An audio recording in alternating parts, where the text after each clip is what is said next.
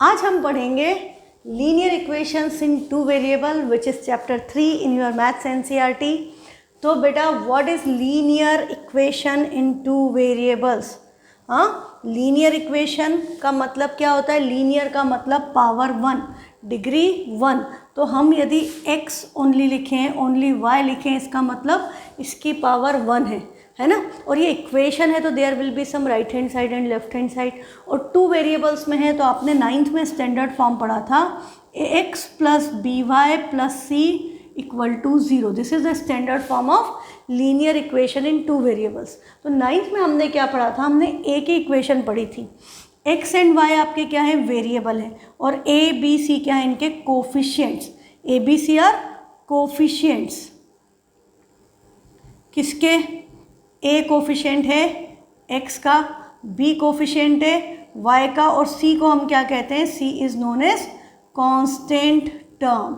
ये बातें आपको याद होगी, है ना, कि ये आपका standard form of linear equation है। इसको हम इस तरह से रिप्रेजेंट करते हैं इक्वल टू 0 के फॉर्म में। x का जो भी कोफिशिएंट है, जो भी रियल नंबर उसके साथ लिखा है, नेगेटिव साइन है तो वो भी कोफिशिएंट में आएगा, क्योंकि स्टैंडर्ड फॉर्म में there is only positive sign. ये बात याद है आपको। अब दूसरी बात क्या है कि ये एक इक्वेशन है और हम क्या करते थे 9th में? हमको सिर्फ ग्राफ प्लॉट करना था। तो हम लीनियर इक्वेशन का ग्राफ प्लॉट करते थे। तो what we use to get? We use to get a straight line. अब वो स्ट्रेट लाइन आपकी ऐसी भी हो सकती है, आपकी स्ट्रेट लाइन ऐसी भी हो सकती है, आपकी स्ट्रेट लाइन ऐसे स्लांटेड भी हो सकती है। किसी भी तरह की एक स्ट्रेट लाइन हमको मिल जाती थी जब हम लीनियर इक्वेशन का ग्राफ प्लॉट करते थे। अब 10th में नया क्या है? तो आपने यदि इसके टाइटल पे ध्यान दिया हो तो यहाँ क्या लिखा है? Pair. Pair means there will be two linear equations. एक क्वेश्चन में आपकी दो इक्वेशंस आएंगी। हाँ, तो अब दो इक्वेशंस आएगी तो सबसे पहले तो क्या होगा? ये जो x और y तो वेरिएबल तो सेम रहेंगे, कोफिशिएंट्स चेंज होंगे। दो इक्वेशन है तो एक में हम क्या कर देंगे? a1 b1 c1, और दूसरी इक्वेशन में हम उसको क्या लिख देंगे? a2x plus b2y plus c2 equal to 0। तो ये हमारी क्या हो गई? पेयर हो गई। This is pair of linear equations in two variables. इतनी बात तो समझ में आ गई, इसमें तो कुछ ऐसी कठिन बात है ही नहीं, है ना। तो अब क्या होगा? अब देखो, यदि आपने एक इक्वेशन का ग्राफ बनाया, आपका ग्राफ मान लो ऐसी लाइन आई। अब दूसरी इक्वेशन का ग्राफ भी आपने सेम ग्राफ पेपर पे बनाया, तो आपके पास तीन पॉसिबिलिटीज़ हैं। क्या पॉसिबिलिटीज़ है? एक पॉसिबिलिटी है कि वो लाइन ऐसे चली जाए पैरेलल टू दिस लाइन, जो ओरिजिनल लाइन है उसके पैरेलल चले जाए। हाँ, लाइंस पैरेलल हूँ। दूसरा ऑप्शन क्या है? मैं दूसरे कलर से ले लेती हूँ, ग्रीन कलर से। ये हो सकता है कि लाइन उसको इंटरसेक्ट करके चले जाए एक पॉइंट पे। वो लाइन कैसी हो? इंटरसेक्टिंग लाइन हो। हाँ, हमने एक ग्राफ की लाइन तो फिक्स कर दी है रेड कलर की, दूसरे ग्राफ की हमने लाइन ली, एक ब्लैक कलर से शो कर दी यदि पैरेलल है, ग्रीन कलर से शो कर दी इंटरसेक्टिंग है। तीसरी पॉसिबिलिटी क्या है? तीसरी पॉसिबिलिटी ये है कि ये लाइन इस लाइन के ऊपर ही आ जाए, ये लाइन और ये लाइन ओवरलैप कर जाए। ओवरलैप को यहाँ पर हम क्या कहते हैं? कोइंसाइड। हाँ, लाइन्स आर कोइंसाइडिंग, ठीक है, कोइंसिडेंट लाइन्स, या they are coinciding with each other. एक के ऊपर एक लाइन आ गई। तीन पॉसिबिलिटी हैं। हाँ, जब हम लीनियर इक्वेशंस का ग्राफ बनाएंगे we will get 3 possible combinations. First is lines is parallel. आपकी लाइन पैरेलल है। लाइन पैरेलल है मतलब पैरेलल लाइंस कभी भी मिलती नहीं है, कहीं मीट नहीं करेंगी, दे विल नेवर इंटरसेक्ट। उनके बीच का डिस्टेंस हर पॉइंट पे सेम रहेगा, है ना। तो वो कहीं मीट नहीं करेंगी, कहीं मीट नहीं करेंगी तो उसका कोई सॉल्यूशन नहीं आएगा। इस केस में there is no solution. Solution मतलब ऐसी वैल्यूज़। अच्छा, हम ग्राफ कैसे बनाते थे? हम सॉल्यूशंस निकाल के ग्राफ बनाते थे। एक इक्वेशन है तो उसके इनफाइनाइट सॉल्यूशन होते हैं, ये बात आपको पता है ना। एक इक्वेशन है तो हम x और y की कुछ भी वैल्यू रखेंगे, उसके कॉरस्पॉन्डिंग बहुत सारी वैल्यूज़ आ जाएंगी। जैसे यदि हमने एक इक्वेशन ले ली 2x plus 3y equal to 1, मैंने एक इक्वेशन कुछ भी लिख दी 2x plus 3y equal to 1। अब मैं यदि इसमें x की वैल्यू रख दूँ 0, तो x 0 मतलब ये टर्म 0, तो 3y इक्वल टू 1 बचा, तो y की वैल्यू क्या आ गई? 1/3। तो x इक्वल टू 0 के कॉरस्पॉन्डिंग y की वैल्यू 1/3। एक सॉल्यूशन ये हो गया।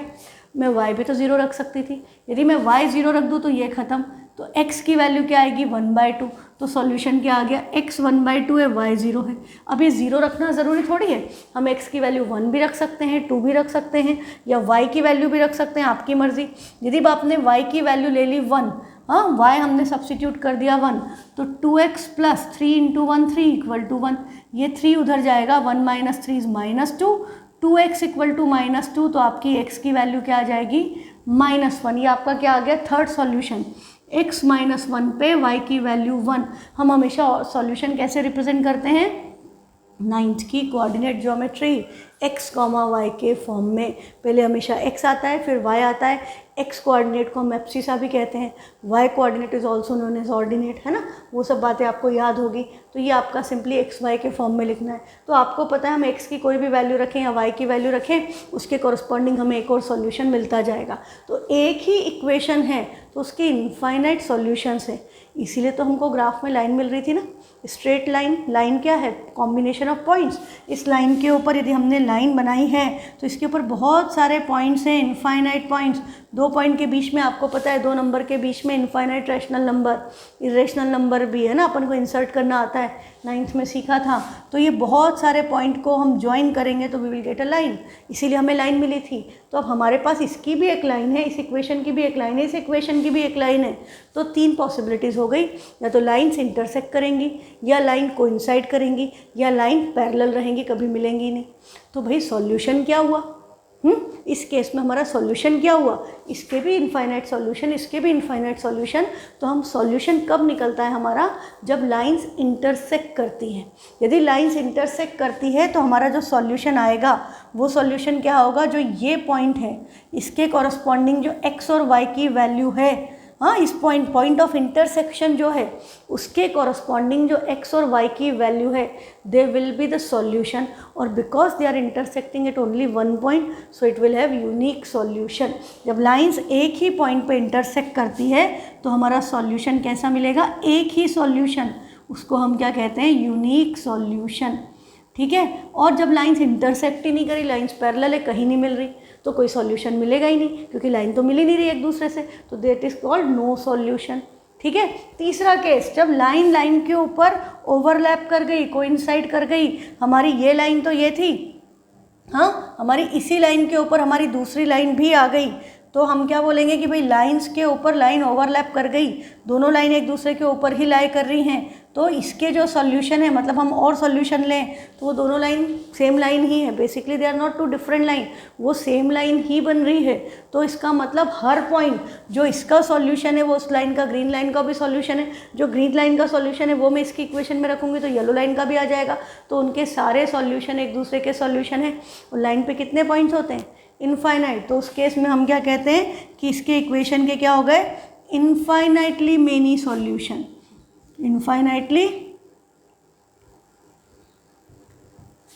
एक सेकेंड इसको थोड़ा पतला कर लें, इनफाइनाइटली मेनी सॉल्यूशंस। ठीक है। तो आपको या तो यूनिक सॉल्यूशन मिलेगा, एक सॉल्यूशन जब लाइन से इंटरसेक्ट कर गई, या इनफाइनाइट सॉल्यूशन मिलेंगे जब लाइन एक के ऊपर एक ओवरलैप कर गई, या आपको कोई सॉल्यूशन ही मिलेगा जब लाइंस पैरेलल हो गई। ये 3 पॉसिबिलिटीज़ हैं। और अब बड़ी मज़े की बात क्या है कि जो आपका standard form of linear equation है, इससे आप इनके रेशोज़ को कंपेयर करके बिना ग्राफ प्लॉट के बता सकते हो कि लाइंस कैसी बनेगी, सॉल्यूशन कैसा आएगा। हाँ, बिना कुछ किए, बिना पॉइंट्स के सॉल्यूशन निकाले, बिना ग्राफ बनाए, तुम क्वेश्चन देख करके बता सकते हो कि ग्राफ कैसा बनेगा, इसके सॉल्यूशन कितने आने वाले हैं। हाँ, भविष्यवाणी कर सकते हैं हम, क्योंकि हमको फॉर्मूला पता है। तो हम बात करें वो फॉर्मूला होता क्या है, तो वो सिंपली आपका इनके कोफिशिएंट्स के रिलेशंस पे बेस्ड है, रेशोज़ पे। तो हम एक बार फिर से लिख लें, हमारी standard form of linear equation क्या था, a1x plus b1y plus c1 equal to 0। Second equation क्या थी, a2x plus b2y plus c2 equal to 0। तो हमारे x के कोफिशिएंट्स का हम रेशो लें तो बेटा क्या हुआ, a1 अपॉन a2। y के कोफिशिएंट्स का रेशो लें तो वो क्या हो गया, b1 अपॉन b2। और कांस्टेंट टर्म का रेशो लें तो उसको हम क्या बोलेंगे, C1/C2। इन तीनों के कॉम्बिनेशन से इनके रेशोज़ में जो रिलेशन है उससे आप देख करके बता सकते हो ग्राफ कैसा बनेगा या आंसर आएगा नहीं आएगा, सिस्टम कैसा है। ये सब बातें हम इन 3 चीज़ों के बेसिस पे बोल सकते हैं। तो पहले हम सबसे पहले यही चीज़ डिस्कस करेंगे कि ये है क्या। तो फर्स्ट कंडीशन आपकी क्या है? फर्स्ट कंडीशन ये है कि ये हो सकता है कि ये A1/A2, B1/B2 और C1/C2 जो हैं ये आपस में इक्वल हो। हमको 3 बार इसकी ज़रूरत पड़ेगी, तो मैं इसको कॉपी कर लेती हूँ, ठीक है। ये 3 कॉपी कर ली मैंने इसकी, सेकेंड एंड थर्ड 3 रिलेशन आएंगे इनसे। तो पहला रिलेशन क्या है कि ये हो सकता है ना कि A1/A2 और B1/B2 आपस में इक्वल ही ना हो, तो हमने यहाँ पर क्या साइन लगा दिया, this is not equal to. अब ये इक्वल नहीं है तो हमें इसको चेक करने की ज़रूरत ही नहीं है। हाँ, यदि ये इक्वल नहीं है तो हम इसको चेक नहीं करेंगे। In that case we will not bother about this. तो यदि A1/A2 और B1/B2 इक्वल नहीं है, इसका मतलब सॉल्यूशन कैसा होगा, यूनिक सॉल्यूशन। ग्राफ कैसा होगा, इसका मतलब सॉल्यूशन है यूनिक सॉल्यूशन। हाँ, तो यूनिक सॉल्यूशन में ग्राफ कैसा था, ग्राफ आपका था इंटरसेक्टिंग लाइंस। लाइंस कैसी आएंगी, इंटरसेक्टिंग लाइन। और एक और बात सुन लो, जब सॉल्यूशन निकलेगा तब हम सिस्टम को क्या कहते हैं कि सिस्टम इज कंसिस्टेंट। सिस्टम किसका, लीनियर इक्वेशंस की पेयर का। तो पेयर ऑफ लीनियर इक्वेशंस का जो सिस्टम है वो कंसिस्टेंट है, क्योंकि कुछ आंसर आ रहा है। आंसर नहीं आए तो बोल देना इनकंसिस्टेंट, ठीक है, छोटी सी बात। तो यदि हमारा A1/A2 B1/B2 इक्वल नहीं है तो फिर हम C1/C2 की चिंता नहीं करते। यदि ये दोनों इक्वल नहीं है तो ये देखने की ज़रूरत नहीं है, ठीक है। तो हमारा सॉल्यूशन कैसा हो गया, यूनिक सॉल्यूशन। ग्राफ कैसा हो गया, इंटरसेक्टिंग लाइंस, इंटरसेक्टिंग लाइंस। और सिस्टम को हम क्या कहेंगे, system will be called as consistent. हाँ, सिस्टम को हम कहते हैं कि सिस्टम कंसिस्टेंट है। क्यों कंसिस्टेंट है, क्योंकि कोई तो सॉल्यूशन आया है, एक सॉल्यूशन आया है, मतलब सिस्टम कंसिस्टेंट है। अब दूसरी बात करें, अब भाई पहले केस में हमने ले लिया A1/A2 और B1/B2 इक्वल नहीं है, तो दूसरा केस हम क्या ले लें कि A1/A2 और B1/B2 इक्वल है। अब A1/A2 और B1/B2 तीसरे केस में भी इक्वल होंगे। अब ये इक्वल है तो फिर हमको चेक करना पड़ेगा कि व्हाट अबाउट C1/C2। यदि A1/A2 और B1/B2 इक्वल हैं तो क्या C1/C2 भी इसके इक्वल है। तो भाई 2 पॉसिबिलिटीज़ हैं, पहली तो ये है कि ये इक्वल ना हो और दूसरी क्या है कि ये इक्वल हो। बस यही 3 केस है। हाँ, फर्स्ट में आपका क्या था, A1/A2 B1/B2 के इक्वल नहीं था। ग्राफ कैसा हो गया, इंटरसेक्टिंग लाइन। सॉल्यूशन कैसा हो गया, आपका यूनिक सॉल्यूशन। सिस्टम कैसा हो गया, कंसिस्टेंट। अब यदि A1/A2 और B1/B2 इक्वल हैं पर ये C1/C2 के इक्वल नहीं है, तो बेटा इस केस में आपका आएगा सॉल्यूशन कितने होंगे, नो सॉल्यूशन।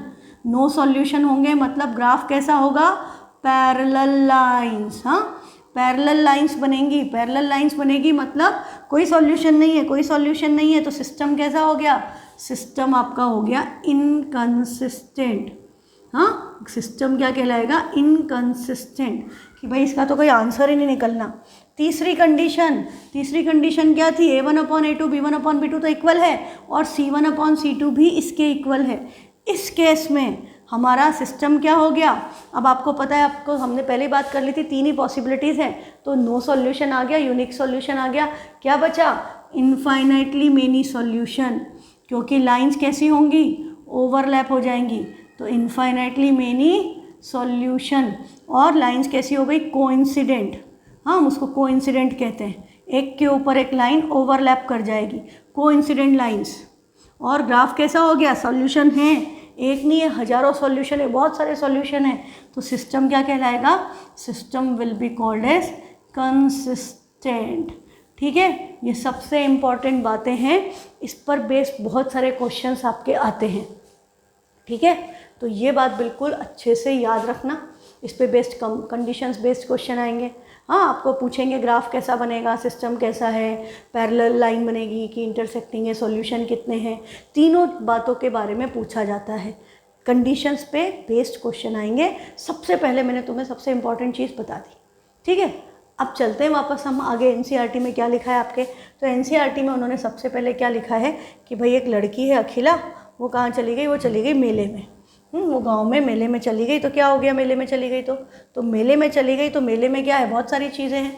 एक है गेम है हुपला का। हुपला गेम क्या होता है कि आप ये रिंग उठा करके फेंकते हो, जिस टॉय के आसपास गिर गई वो टॉय आपका हो जाता है। इसमें जनरली अपन को अच्छी चीज़ कभी नहीं मिलती है ना, तुमने भी खेला होगा। तो कोई बहुत अच्छा आइटम कभी भी आप जीत नहीं पाते, बट बड़ा एक्साइटिंग लगता है कि मज़ा आता है ना, तो हम खेलते हैं। तो इस गेम का नाम है हुपला। और दूसरा उसने क्या किया, ये जो मेरी गो राउंड है, जाइंट व्हील, उसमें बैठी, झूला झूलने में सबको मज़ा आता है। हाँ, तो आपका यही क्वेश्चन उन्होंने कहानी दे दी आपको और उसके बारे में क्वेश्चन बन गया कि Akhila went to fair in her village, she wanted to enjoy rides on the joint wheel and play hoopla. अब द नंबर ऑफ टाइम्स, अब आपको रिलेशन किस में दे दिया कि उसने कितनी बार हुपला खेला और कितनी बार जॉइंट व्हील खेला पे घूमा। हाँ, और वो कितने रुपए लेकर के गई थी। उसको मम्मी ने कुछ लिमिटेड पैसे दिए होंगे ना, ऐसा थोड़ी कि जाके करते रहो जितनी बार करना है, नहीं तो बच्चे तो दिन भर ही मेले में बैठे रहें, घर ही नहीं आए। हाँ, तो the number of times she played hoopla is half the number of rides she had on the joint wheel. आपको रिलेशन दे दिया कि जितनी बार हुपला खेला वो जितनी बार जॉइंट व्हील बैठी उसका आधा है। तो रिलेशन किस में मिला, दो चीज़ों में, एक नंबर ऑफ टाइम्स हुपला खेला, एक number of times joint wheel पे राइड ली, दो चीज़ें हैं। तो हमारे दो वेरिएबल हो गए। हमें नहीं पता है क्योंकि कितनी बार उसने हुपला खेला, कितनी बार उसने उस पर राइड ली, बट हमें दोनों में रिलेशन पता है। तो ये दो वेरिएबल्स हैं, तो हम इनको अज्यूम कर लें कि let the number of times, हमने डिनोट कर दिया कि number of times Akhila rides जो उसने ली वो x है, and the number of times she played hoopla by y।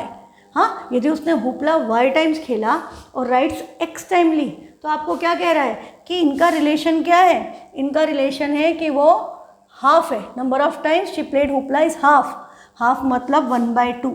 तो आपका रिलेशन क्या आएगा, x इक्वल टू आपका हुपला जो खेला है वो y है, उसकी वैल्यू x का हाफ है, तो आप y equal to half x लिख सकते हो, या ये 2 इधर भेज दो तो x इक्वल टू 2y ऐसा बन जाएगा बाद में। पर पहले तो हमको जो लैंग्वेज लिखी है उसी लैंग्वेज में हम एक्सप्रेस करेंगे।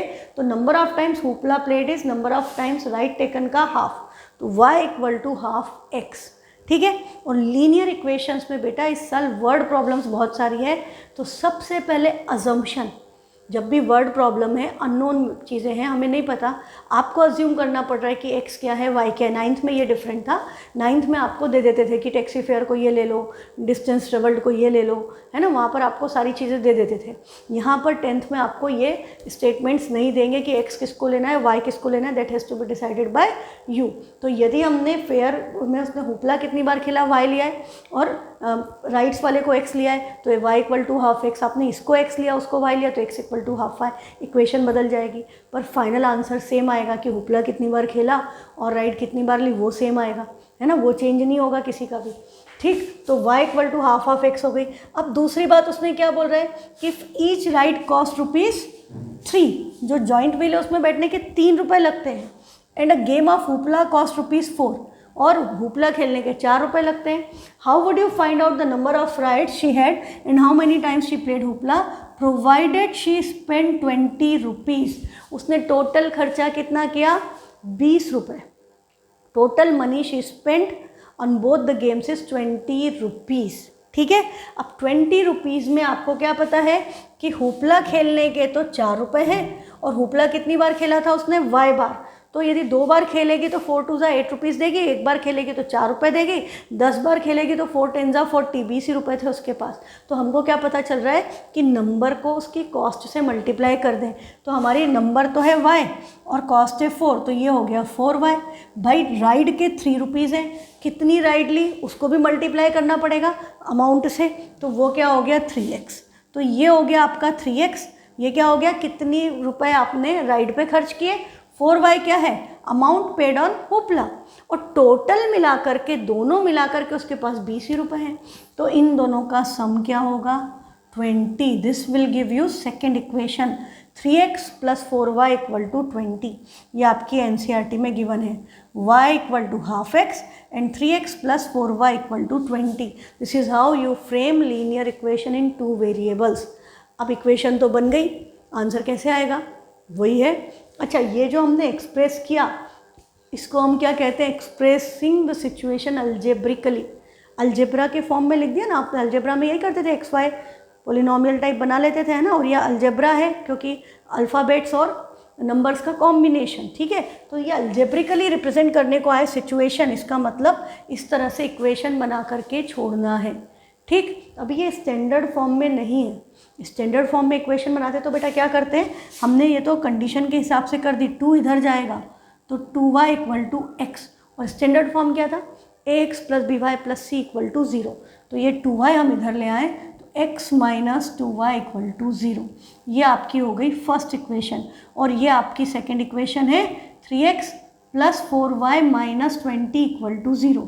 ये मैंने क्या कर दिया, दोनों कंडीशंस को स्टैंडर्ड फॉर्म में एक्सप्रेस कर दिया। अब एक बात देखो कि ये आपकी स्टैंडर्ड फॉर्म में आ गया। जैसे ये स्टैंडर्ड फॉर्म में आया, आपके पास किस किस की वैल्यू आ गई?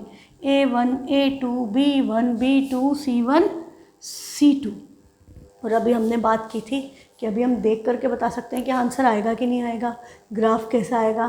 तो चेक किया जाए। वीडियो पॉज करो, समझ में आ गया तो अपने आप चेक करो। a1 क्या हुआ? x लिखा है, हाँ मैंने इसको फर्स्ट इक्वेशन ले लिया and I am taking this as second equation. तो x है मतलब कोफिशिएंट क्या हुआ? 1। तो a1 is 1, b1 is -2, c constant term कुछ है नहीं है, तो c1 क्या हो गया? 0। फिर हम सेकेंड इक्वेशन के लिए लिखेंगे, और हर इक्वेशन में a b c आता है। ऐसा नहीं कि a1 a2 सब फर्स्ट इक्वेशन में डाल दिया, गड़बड़ हो जाएगी। हाँ, first equation a1x plus b1y plus c1 equal to 0, second a2x plus b2y plus c2 equal to 0। तो सेकेंड में 3x, तो x का कोफिशिएंट क्या है? 3, y का कोफिशिएंट 4y प्लस साइन है तो b2 4, c is -20, c2 is -20। अब हमने क्या बात की थी? सबसे पहले हम किसका रेशो देखते हैं? a1 upon a2। तो हम यहाँ a1 अपॉन a2 करेंगे, तो a1 अपॉन a2 की वैल्यू क्या आ गई? 1/3। फिर हम यदि b1 अपॉन b2 करें तो b1 अपॉन b2 इनको डिवाइड करेंगे, 2 1 ज़ा 2, 2 2 ज़ा 4, ऊपर साइन माइनस है तो इसकी वैल्यू क्या आ गई? -1/2। भाई ये प्लस है वो माइनस है, दोनों इक्वल नहीं हो सकते। एक नंबर पॉजिटिव एक number negative can never be equal to each other.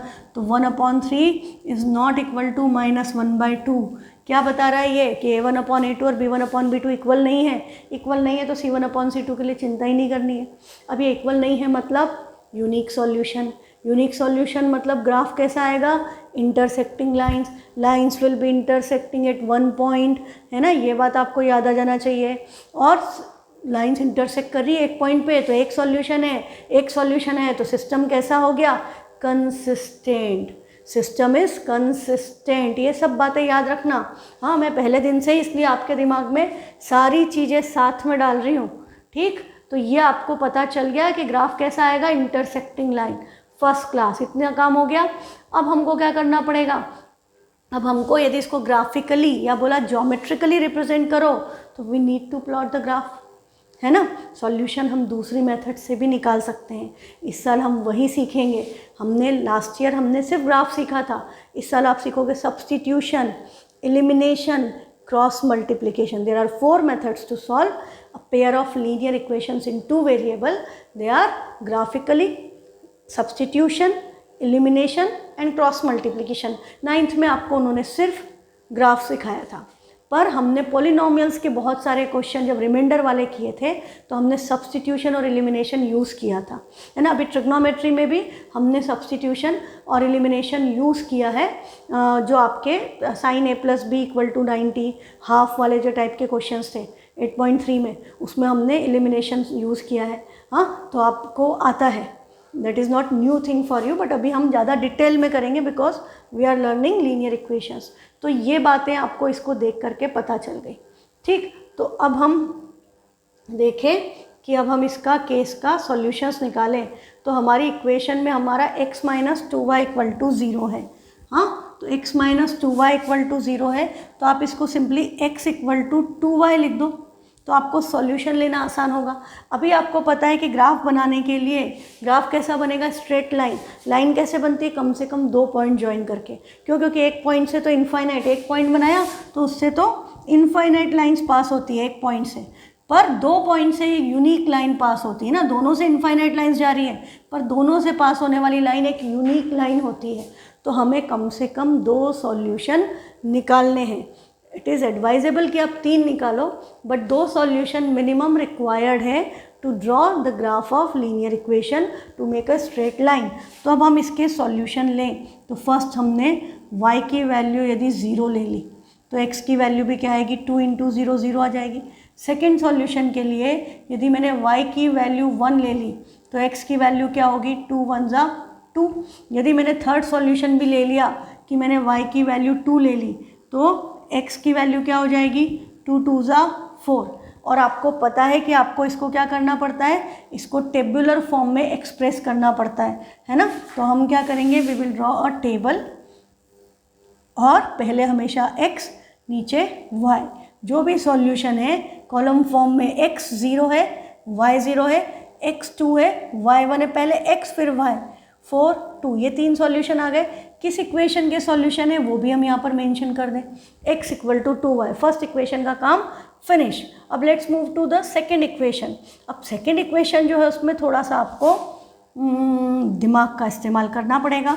क्यों, क्योंकि इनका कोफिशिएंट 1 नहीं है, दोनों का कोफिशिएंट 1 नहीं है, a1 b1 1 नहीं है। तो हमारा 3x और 4y है। तो हम क्या देखेंगे, हम किसी को भी इक्वल टू के उधर ले जा सकते हैं, but we should see the divisibility rule किसका आसान है। तो ये 4 है, तो 4 और 3 में 4 इज़ बेटर, है ना। 4 से डिवाइड करना आसान है, तो हम 3x को उधर ले जाएं तो 4y क्या होगा, 20 - 3x। फिर ये 4 भी उधर जाएगा तो y की वैल्यू क्या बनेगी, 20 - 3x/4। अब आपको क्या पता है, अब आपको ये पता है कि जो 20 है ये तो 4 के टेबल में आता है। तो अब हमें क्या करना है, ये नंबर 3x जो है इसको भी 4 का मल्टीपल बनाना है, ताकि 20 में से माइनस हो या माइनस ले लिया तो प्लस हो जाए, तो ऐसा नंबर आए जो 4 के टेबल में आता है, ताकि इनको डिवाइड करके हमें इंटीजर वैल्यू मिले, इंटीग्रल वैल्यूज़, इंटीग्रल ज़ीरोज़ मिले। ऐसा नहीं हो कि डेसिमल में आ जाए, डेसिमल में आ जाएगा तो प्लॉट करने में थोड़ी सी दिक्कत जाएगी।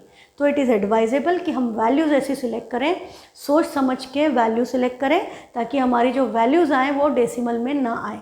ठीक है, तो भाई सबसे पहले तुम्हें क्या नज़र आ रहा है, सबसे पहले ये तो दिख ही रहा है ना कि ये जो आपका है y इज़ 20 - 3x, 24 से डिवाइड होता है। तो यदि x की वैल्यू 0 ले लूँ तो 20/4 कैंसिल हो जाएगा ना। तो हमने फर्स्ट सॉल्यूशन क्या ले लिया, x = 0। तो y की वैल्यू क्या हुई, 20 - 3 × 0 / 4। एक्चुअली ये सब लिखने की ज़रूरत नहीं होती, आप 10th में आ गए हो, आप डायरेक्टली कर सकते हो। तो ये 20 - 0 20/4 होगा, 20/4 इज़ 5। तो हमारा फर्स्ट सॉल्यूशन क्या आ गया, x 0 y 5।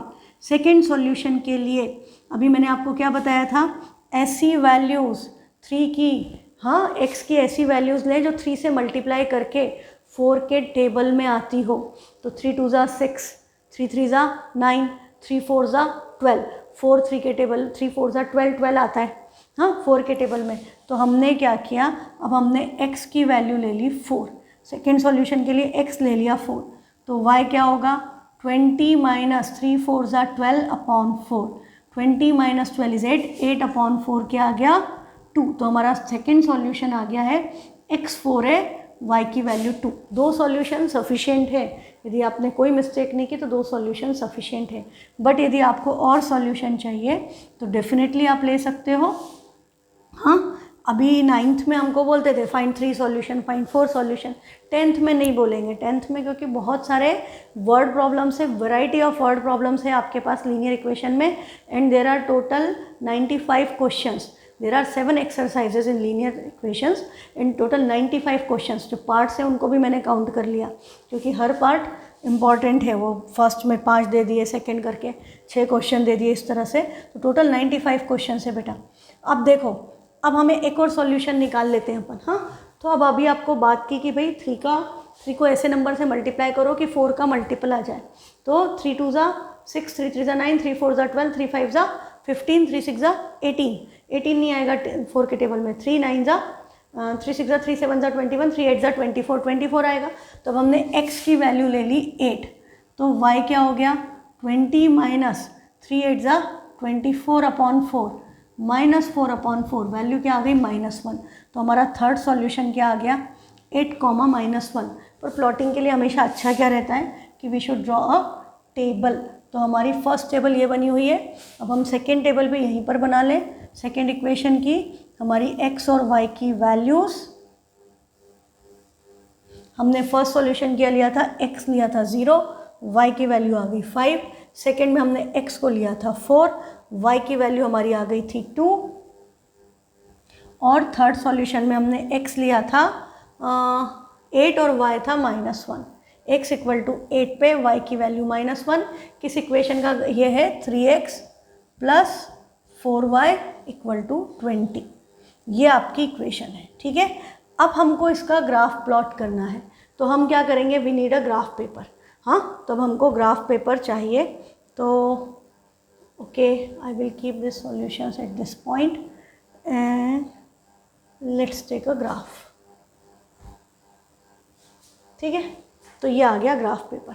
अब हमारा जो सॉल्यूशन है वो क्या है, पहले किसी भी एक इक्वेशन को प्लॉट करना है, दोनों साथ में नहीं कर सकते आप।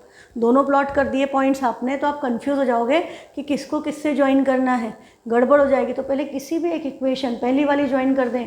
तो x 0 0 है। अच्छा, पॉइंट्स देख करके आपको स्केल भी डिसाइड करना पड़ेगा ग्राफ पेपर पे। हाँ, x की वैल्यू 0 2 4 0 2 4 8 तक है, तो आप x पे तो आप 1 2 3 4 से 8 भी ले सकते हो, 2 का टेबल भी ले सकते हो, 2 4 6 8 ऐसा भी ले सकते हो स्केल। और y पे जो आपकी वैल्यू है -1 से +5 तक जा रही है, तो 1 1 का स्केल भी चल जाएगा, है ना। तो सबसे पहले बेटा स्केल डिसाइड करते हैं। तो अब हमारा x की वैल्यू 0 पर y की वैल्यू 0, तो अब हमने फर्स्ट पॉइंट लेंगे x इक्वल टू 0 पर y की वैल्यू 0, तो ये आपका फर्स्ट पॉइंट हो गया। Second point is x equal to 2 पे y की वैल्यू 1, तो x इक्वल टू 2 के कॉरस्पॉन्डिंग y की वैल्यू 1, ये हो गया। हाँ, third point is x equal to 4 पे y की वैल्यू 2, तो ये पॉइंट आपका ये हो गया। ठीक है, तो ये तो मेरे पास ऑटोमेटिक सिस्टम है, अपने आप लाइन बन गई ओरिजिन से ऐसे जाती हुई। अब सेकेंड इक्वेशन जो है ये एक बन गई। हम इसके ऊपर यहाँ पर इसके ऊपर इक्वेशन लिखेंगे। ठीक है, जब आप ग्राफ पेपर पे बनाओगे इसके ऊपर इक्वेशन लिखोगे x इक्वल टू 2y, और राइट हैंड साइड कॉर्नर में लिखोगे scale on x axis and y axis, दोनों पे हम सेम ले रहे हैं, 1 सेंटीमीटर इक्वल टू 1 यूनिट। अब दूसरा हमारा है x इक्वल टू 0 पे y की वैल्यू 5, तो x इक्वल टू 0 पर y की वैल्यू 5, ये पॉइंट आया। दूसरा क्या है, x इक्वल टू 4 पे y की वैल्यू 2, तो x equal to 4 y equal to 2, ये पॉइंट आ गया। ये लाइन ऐसे चली गई। x इक्वल टू 8 पे y की वैल्यू -1, देखो ये अपने आप ग्राफ पे लाई करेगा। ठीक है, तो ये हमारे लाइंस इंटरसेक्टिंग बन गई, जिसकी भविष्यवाणी हमने पहले ही कर दी थी कि लाइंस कैसी आएंगी, इंटरसेक्टिंग। अभी जो लाइंस इंटरसेक्ट कर रही हैं ये किस पॉइंट पे कर रही हैं, ये x equal to 4 y equal to 2 पे इंटरसेक्ट कर रही है। 4,2 आएगा आपका पॉइंट। हाँ, 4,2 पे इंटरसेक्ट करेंगी, तो ये हमारा क्या हो गया, पॉइंट ऑफ इंटरसेक्शन जो आया है।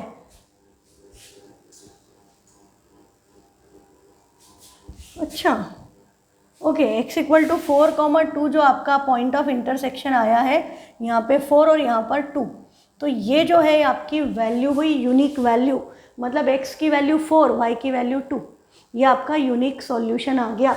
और देखो जब हम ग्राफ पेपर पे करेंगे तो हम यहाँ क्या लिखेंगे, x क्या था, नंबर ऑफ राइट्स, हाँ, और y हमारा क्या था, number of times hoopla played, hoopla played. हाँ, और मैंने आपको क्या बोला था, स्केल, स्केल यहाँ पर स्केल दोनों एक्सिस पे हमने सेम लिया है 1 1 1 यूनिट का, तो on x and y axis 1 centimetre equal to, हम किसको रिप्रेजेंट कर रहे हैं, नंबर को, तो हम 1 ही लिखेंगे। यदि कुछ यूनिट होती रुपीज़ में तो हम रुपीज़ लिखते, ठीक है, तो ये आपका ग्राफ से आ गया कि x equal to 4 and y equal to 2। अब आप इसमें सब्सटीट्यूट करके कंडीशन में चेक कर सकते हो, वेरिफिकेशन कर सकते हो कि आपका आंसर सही है नहीं। x 4 रखोगे तो 4/2, y की वैल्यू 2 आ रही है, first equation satisfied. Second equation थी 3x, x इज 4, तो 3 into 4 plus 4 into y is 3, y आपका 2 आया है, सॉरी y इज 2, तो 3 4 ज़ा 12 प्लस 4 2 ज़ा 8, 12 प्लस 8 क्या आया 20, 20 रुपये थे। तो दोनों कंडीशन सेटिस्फाई हो रही है, तो this was your unique solution. अच्छा, इसका सॉल्यूशन मैं ग्राफ बनाने के पहले भी बता सकती थी। कैसे बता सकती थी कि जो आपने पॉइंट्स लिए थे, इन पॉइंट्स में आपका 4,2 सॉल्यूशन दोनों में कॉमन था, x4 y इक्वल टू 2 दोनों के टेबल में सेम सॉल्यूशन आ गया, मतलब उसी पॉइंट पे लाइंस विल इंटरसेक्ट। ठीक है, दिस इज़ द मैथड। आपको ग्राफ बनाना है, आपको ग्राफिकली रिप्रेजेंट करना है, इस तरह से काम करना है। ये लाइंस कैसी आ गई, इंटरसेक्टिंग। अब हम देखें एनसीईआरटी में ये सॉल्व्ड एग्जाम्पल है, उन्होंने पॉइंट्स कुछ और लिए हैं। हाँ, मैंने आपको तरीके से बता दिया है ताकि आपको कोई दिक्कत नहीं आए। अब इन्होंने दो सॉल्यूशन लिए, x0 पे 0, x2 पे y की वैल्यू 1। सेकेंड इक्वेशन में उन्होंने क्या ले लिया, x0 लिया, y 5 आया, अपना भी आया था, x4 पे 2 हमारा भी आया है। दे हैव टेकन एक अनदर सॉल्यूशन कि y को भी 0 कर दो, एक बार x को 0 कर दो, तो y को 0 करोगे तो x की वैल्यू क्या आएगी 20/3। Let me show you. हमने y को, इन्होंने क्या किया, एक बार इस इक्वेशन में एक बार x0 रखा, x0 रखा तो 20/4 y क्या आ गया 5, 0,5 अपन ने भी निकाला था। सेकेंड केस में उन्होंने क्या किया, y को 0 किया, तो y को 0 रखोगे तो 3x इक्वल टू 20, तो x की वैल्यू क्या आ गई 20/3। अब डिनोमिनेटर में 3 है। हाँ, ये एक्चुअली क्या होता है कि एक बार x को 0 ले लो, एक बार y को 0 ले लो, तो उससे एडवांटेज क्या होता है, इक्वेशन 1 वेरिएबल में बन जाती है, तो सॉल्यूशन बड़े आसानी से निकल जाते हैं। ठीक है, पर प्रॉब्लम क्या है कि जैसे 20/3 आ गया, अब डिनोमिनेटर में 3 मतलब रियल नंबर्स पढ़ चुके हैं, हमको पता है इसका डेसिमल एक्सपांशन कैसा होगा, नॉन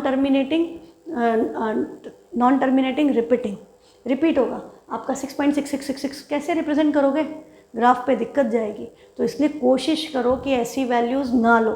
हाँ, x0 y0 रख के देख सकते हो, बट आपके दिमाग में क्या होना चाहिए कि जो सॉल्यूशंस आए they should be integer. Negative आएगा चलेगा, पॉजिटिव साइड पे हो, नेगेटिव वैल्यू हो वो चलेंगी, बट डेसिमल्स में ना आए। हाँ, डेसिमल में मत जाओ, तो प्लॉट करने में बड़ा आसान रहेगा। उसके लिए आपको वैल्यूज़ लेते वक्त you have to be conscious कि हम क्या वैल्यूज़ ले रहे हैं, थोड़ा सा सोच समझ के करोगे, गड़बड़ नहीं होगी।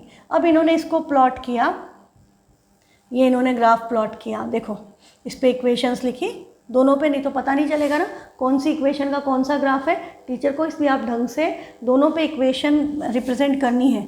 ग्राफ के ऊपर जो लाइन जिस ग्राफ को रिप्रेजेंट कर रही है उसके ऊपर उसकी इक्वेशन मेंशन करनी है। ठीक है, और ये पॉइंट ऑफ इंटरसेक्शन है x equal to 4 y equal to 2। तो ये इसका क्या मतलब है वो मैं आपको ऑलरेडी समझा चुकी हूँ कि x 4 है और y 2 है, मतलब 4 बार उसने झूले पे झूला और 2 बार उसने हुपला खेला। हाँ, और टोटल 20 रुपये उसके खर्च हो गए। तो ये आपका फर्स्ट एग्जाम्पल है एनसीईआरटी में, this is your first example. Let's move on to second example. सेकेंड में क्या बोला है कि रोमिला जो है, एक लड़की है, वो चली गई स्टेशनरी शॉप पे और वो लेकर के आई है क्या, 2 पेंसिल और 3 erasers for ₹9।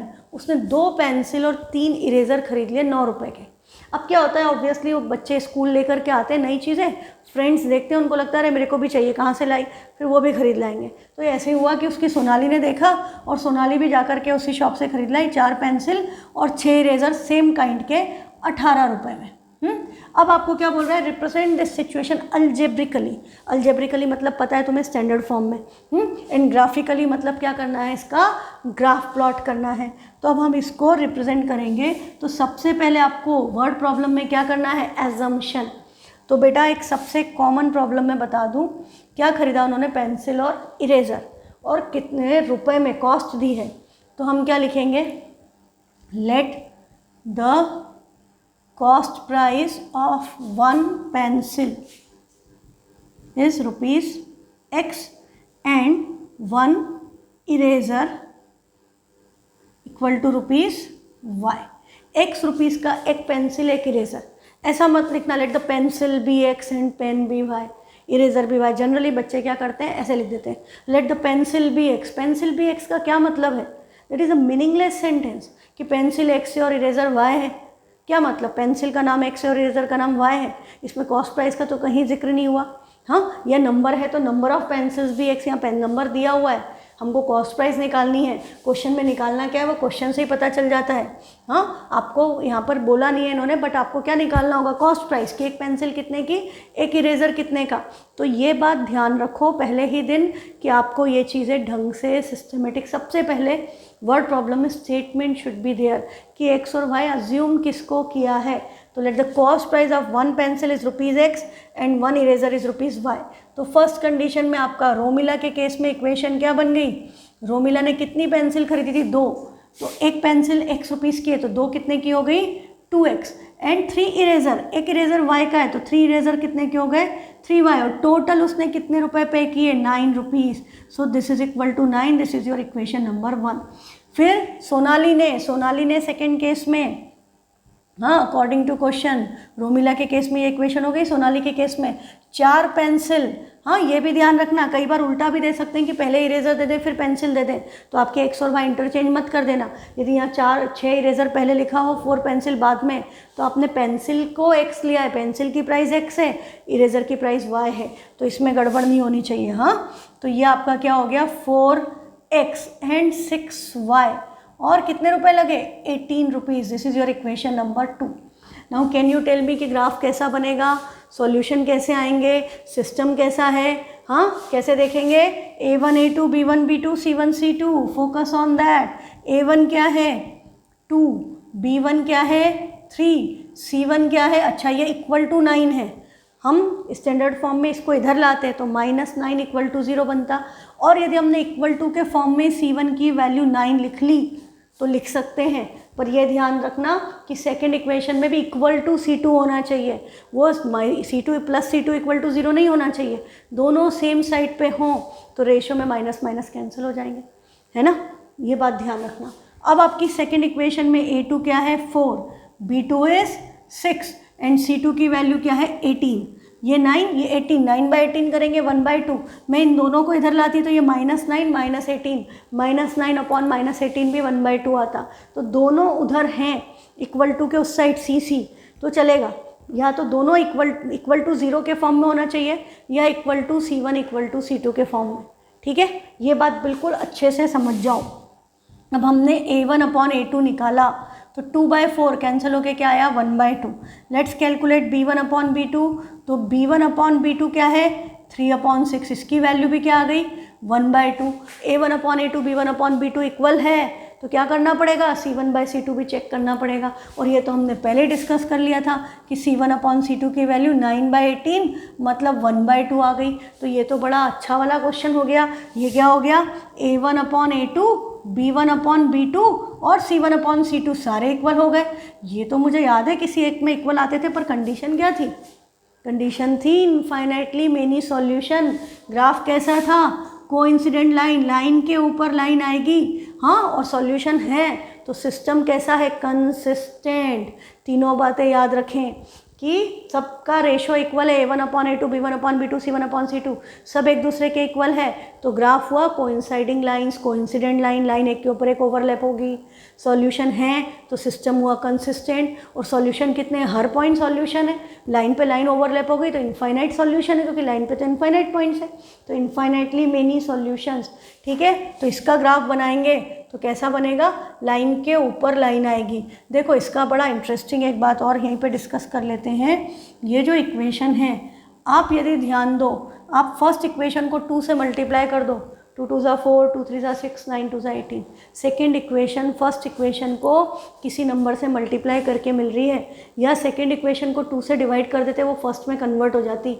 Basically they are same equation, वो अलग अलग इक्वेशन ही नहीं है। जब भी A1/A2 B1/B2 C1/C2 का रेशियो इक्वल है, मतलब हमने एक इक्वेशन को किसी नंबर से मल्टीप्लाई किया तो दूसरी आ जाएगी, या दूसरी को किसी से डिवाइड किया तो फर्स्ट आ जाएगी। They are interchangeable into each other, इसीलिए सॉल्यूशन सेम आ रहे हैं, इसीलिए इनफाइनाइटली मेनी सॉल्यूशन आ रहे हैं, है ना। बातें ईजी है ना, एकदम समझ में आ रही है, बस ध्यान रखना इनको, तो आपको बड़ा इंटरेस्टिंग लगेगा लीनियर इक्वेशन। तो ये आपका कंडीशन हो गई, ये इक्वेशन हो गई। अब आपको ग्राफ प्लॉट करना तो आता है ना। तो ग्राफ प्लॉट करना आता है तो फटाफट से एक बार डिस्कस कर लेते हैं। तो इन्होंने क्या किया, ये इक्वेशन बन गई। अब इनके सॉल्यूशन के लिए मैं फर्स्ट इक्वेशन से, आपको पता है कि दोनों का कोफिशिएंट 1 नहीं है, A1 और B1 कोई भी 1 नहीं है। डिवीज़न किससे ईजी है, 2 से। तो हम x को इधर रखेंगे, y उधर जाएगा, तो 2x इक्वल टू क्या हो गया, 9 - 3y। वैल्यू तो x की चाहिए ना, तो 2 भी उधर भेज देना चाहिए था, तो x क्या हो गया, 9 - 3y/2। अब हमको इस नंबर की y की वैल्यू सिलेक्ट करनी है कि नंबर्स कैसे आए, इंटीजर आए। इंटीजर आने के लिए डिवाइड बाय 2 है, तो ऊपर आंसर में क्या आना चाहिए, इवन नंबर, है ना। इवन को ही तो 2 से डिवाइड कर सकते हैं, और ये 9 है और ये 3 है। हाँ, तो मुझे कैसी वैल्यू लेना पड़ेगी, ऑड माइनस ऑड इवन होता है। हाँ, ऑड प्लस ऑड इवन होता है। ऑड में से इवन माइनस करूँगी तो ऑड बचेगा, ये पता है ना बेसिक। तो ऑड माइनस ऑड इवन होता है, तो मुझे y की वैल्यूज़ 3 ऑड है तो y की वैल्यूज़ ऑड लेनी पड़ेगी। हाँ, ये पता चल गया, y 0 नहीं ले सकती, तो y मैंने ले लिया 1, तो x क्या हो गया, 9 - 3/2 दैट इज़ 6/2। तो वैल्यू क्या आ गई, 3। ये आपका फर्स्ट सॉल्यूशन। सेकेंड के लिए मैंने y की वैल्यू ले ली 3। ऑड नंबर्स में जाना है, नेगेटिव साइड भी जा सकते हैं। y ले लिया 3, तो x क्या हो गया, 9 - 3 3 ज़ा 9, 9 - 9 0/2, 0/2 0 होता है। तो y = 3 पे x की वैल्यू क्या आ गई, 0। 2 सॉल्यूशन आ गए, टेबुलर फॉर्म में रिप्रेजेंट कर दिया x एंड y। x है आपका 3, y है 1, x है 0, y है 3। एक सॉल्यूशन यदि आप और लेना चाहते हैं, अच्छा एक बात सुनो, नेगेटिव सॉल्यूशन भी ले सकते हो, कोई प्रॉब्लम नहीं। मैं y की वैल्यू -1 भी ले सकती हूँ। -1 लूँगी तो ये प्लस हो जाएगा, तो 9 + 3 क्या हो जाएगा, 12। 12/2 क्या आ जाएगा, 6। तो x की वैल्यू 6 आएगी y = -1 पे। इसका मतलब क्या वो नेगेटिव में इरेजर वगैरह खरीद लाई, हाँ, ये नहीं है इसका मतलब। इसका मतलब है ये जो इक्वेशन है उसको सेटिस्फाई कर रहा है, पर ये आंसर नहीं है। आंसर कैसे आएगा, जो दोनों का सॉल्यूशन होगा, है ना। या इनफाइनाइटली मेनी सॉल्यूशन में एक्चुअली कोई आंसर नहीं आता, क्योंकि वो हर पॉइंट सॉल्यूशन है, ठीक है। तो हमको निकालने सारे पड़ेंगे, आप नेगेटिव में भी ले सकते हो। ये किस इक्वेशन के सॉल्यूशन है, 2x + 3y = 9। सेकेंड इक्वेशन आपकी क्या है, 4x + 6y = 18। तो 4x + 6y = 18 के लिए हम यहाँ पर देख लेते हैं, इन्होंने करा हुआ है, इन्होंने y की वैल्यू निकाली है। अरे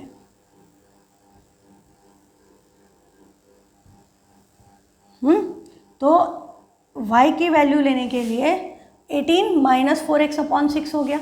अभी डिवाइड बाय 6 से 18 तो 6 से डिवाइड होता है, फर्स्ट क्लास। तो 4 है तो हम इसको ऐसा नंबर लाएं जो भी वो भी 6 की टेबल में आता हो। हाँ, तो x की वैल्यूज़ ऐसी लें कि इनका जो डिफरेंस है वो 6 के टेबल में आता हो। तो 6 की टेबल में क्या आता है, 4 3 ज़ा 12 आता है। तो हमने x की वैल्यू ले ली 3, तो 4 3 ज़ा 12, आपका 18 - 12/6 हो गया, दैट इज़ 6/6। आंसर क्या आ जाएगा, 1। तो आपने x की वैल्यू 3 ली तो y की वैल्यू क्या आ गई, 1। और आपने x की वैल्यू 0 ली तो 18/6 y की वैल्यू क्या आ गई, 3। और इन वैल्यूज़ को ग्राफ पेपर पे प्लॉट किया 1 एट अ टाइम। पहले एक टेबल प्लॉट करते हैं फिर दूसरी। तो आपने फर्स्ट टेबल को प्लॉट किया तो आपका ये ग्राफ बना, और सेकेंड को प्लॉट किया x = 0 पे y की वैल्यू 3, फिर x = 3 पे y की वैल्यू 1, ये पॉइंट आया। और पहला पॉइंट भी इन्होंने जो वैल्यूज़ ली थी, x = 0 पे y की वैल्यू 3, सेम पॉइंट आ गया। फिर x = 4.5 पे y की वैल्यू 0, तो x = 4.5 पे y की वैल्यू 0। इनको ज्वाइन करने पे भी यही लाइन बनी, इनको ज्वाइन करने पे भी ये लाइन बनी। Infinitely many solution, system consistent, graph coincident lines, ठीक है। तीनों कंडीशन आपकी ये हो गई सेटिस्फाई। अब जो आपका एग्जाम्पल नंबर 3 है, बुक में, उसमें दिया है 2 rails are represented by the equations x plus 2y minus 4 equal to 0 और सेकेंड है 2x plus 4y minus 12 equal to 0। Represent this situation geometrically. Algebraically तो उन्होंने दे दिया तुमको, तो सिर्फ ज्योमेट्रिकली रिप्रेजेंट करना है। तो बेटा सबसे पहले अपन तो कंडीशन पे काम करेंगे। तो a1 क्या हुआ 1, b1 क्या हुआ 2, c1 क्या है -4। सेकेंड इक्वेशन में a2 क्या है 2, b2 क्या है 4 और c2 क्या है -12। तो यदि हम a1 अपॉन a2 निकालें तो a1 अपॉन a2 क्या हुआ 1/2, कैंसिल नहीं होता, यही रहेगा। b1 अपॉन b2 निकालेंगे तो 2 अपॉन 4, ये भी क्या हो गया 1/2। ये दोनों इक्वल आ गए, इक्वल नहीं आते तो c1/c2 चेक नहीं करते, ये दोनों इक्वल है तो let's check about c1 upon c2। तो c1 है -4, c2 है -12। तो 4 और 12 माइनस कैंसिल, 4 1 ज़ा 4, 4 3 ज़ा 12। तो c1 अपॉन c2 की वैल्यू क्या आ गई 1/3। तो ये आपका आ गया case 3। a1 upon a2 equal है b1 अपॉन b2 के, but this is not equal to c1 upon c2। This is known as parallel lines. No solution. No solution मतलब सिस्टम इनकंसिस्टेंट। ठीक है, सिस्टम आपका क्या हो गया इनकंसिस्टेंट। ये बातें बिल्कुल याद रखें। तो अब यहाँ पर हम इसका सॉल्यूशन निकालेंगे। तो आपने इसमें x को 0 रखा तो y की वैल्यू क्या आ गई 2, y को 0 रखा तो x की वैल्यू क्या आ गई 4, एकदम आसानी से सॉल्यूशन आ गए। फिर इसमें x को 0 रखा तो y आ जाएगा 12/4 दैट इज़ 3। फिर x को 6 रखा तो 6 2 12, 12 माइनस 12 0, तो y की वैल्यू आ गई 0। This are the 2 solutions they have taken out. और अब इनको इन्होंने प्लॉट कर दिया तो यू कैन सी आपकी लाइंस कैसी बन रही है पैरेलल। इनके बीच में आप कहीं पर भी डिस्टेंस मेज़र करोगे स्केल से, आपको दिख जाएगा कि उनके बीच में डिस्टेंस हर पॉइंट पे सेम है। They will never intersect each other. तो ये जो आपके तीनों एग्जाम्पल है बड़े अच्छे से एनसीईआरटी में डिज़ाइन किए हैं कि आपका तीनों केसेस कवर हो जाए। ठीक है, तो दिस वॉज योर 3 केसेस जो आपको समझ में आ गए होंगे। तो कोशिश आज ये करो बेटा कि घर पे इन क्वेश्चंस को वापस करो, इनके ग्राफ प्लॉट करो। ठीक है, और ये कंडीशंस जो हमने पढ़ी है ये आपकी बुक में आगे दी हुई है। आप यहीं पे इनको फिक्स कर लो आपके माइंड में कि क्या कंडीशंस हैं। ठीक है, क्या है पेयर ऑफ लाइंस, इन्होंने लाइंस दी है। आप सिंपल कंडीशन पे फोकस करो कि a1 upon a2 is not equal to b1/b2। तो लाइंस कैसी है intersecting line. Graphical representation intersecting line. Algebraic representation क्या हो गया exactly one solution which is also called as unique solution. Second case a1 upon a2, b1 upon b2, c1 upon c2 सब equal है तो graph कैसा हो गया coincident line, infinitely many solution. इन दोनों कंडीशंस में सॉल्यूशन निकल रहा है तो system is called consistent. Third case a1 upon a2, b1 upon b2 equal है पर c1 अपॉन c2 इक्वल नहीं है। ग्राफ कैसा है parallel lines. Parallel lines means no solution. No solution मतलब सिस्टम कैसा हो गया इनकंसिस्टेंट। अच्छा, एक चीज़ और, एक वर्ड और याद रखो, जब इनफाइनाइटली मेनी सॉल्यूशंस होता है तो सिस्टम को हम डिपेंडेंट कहते हैं, क्योंकि दोनों वैल्यू एक जैसी ही आती है ना, तो they are dependent on each other, तो उसको डिपेंडेंट भी कहते हैं। ठीक है, तो आज के लिए इतना सफिशिएंट है। आप एक्सरसाइज ट्राई कीजिए, कंसेप्ट्स को पकड़ने की कोशिश कीजिए और ग्राफ की प्रैक्टिस कीजिए। ग्राफ बहुत इंपॉर्टेंट है ना। 4 नंबर का 3 नंबर का क्वेश्चन आता है ग्राफ में, कभी भी कम मार्क्स का नहीं आता। ग्राफ का क्वेश्चन हमेशा ज़्यादा मार्क्स का आता है। तो ग्राफ को ये सारे एग्जाम्पल्स फिर से ट्राई करके खुद ग्राफ प्लॉट करके भेजो मुझे। ठीक है, थैंक यू।